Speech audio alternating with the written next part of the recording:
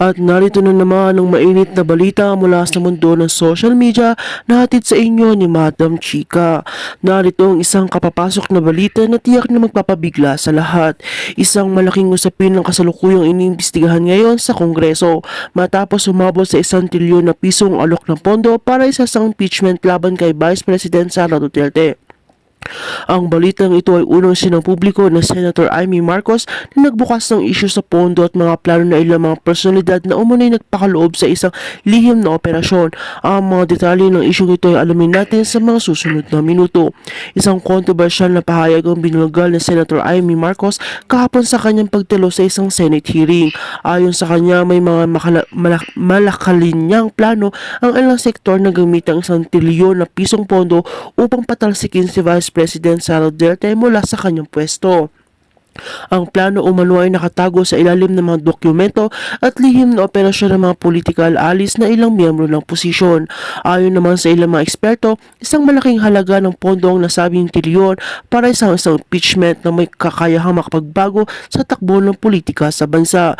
Ngunit isang mahalagang tanong ang lumitaw, saan manggagaling ang mga naturang pondo at sino mga tunay nasa likod ng mga operasyong ito.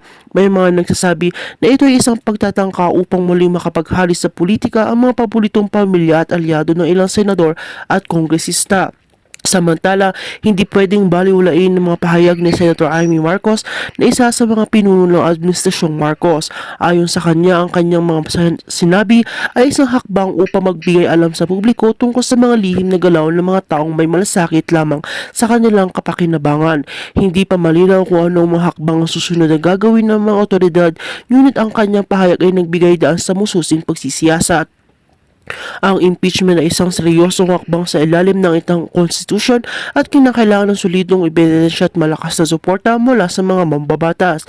Sa kabila ng mga pagbibintang at papahayag naman kay Vice Presidente Sara ng kanyang pagtutol sa mga hakbang na ito, sa isang pahayag sinabi niya na ang kanyang paninindigan ay hindi matitinag at naniniwala siya na ang publiko maghuhusga sa kanyang kakayahan bilang ikalawang pangulo ng bansa. Sa ngayon, patuloy ang investigasyon ukol sa isyong ito at inaasahan may mga susunod pang developments sa mga susunod na araw. Tinututukan natin ito at magbibigay tayo ng mga karagdagang impormasyon para sa mga susunod na oras. Para sa inyong mga katanungan at komento, maaari kayo magpadala sa aming social media.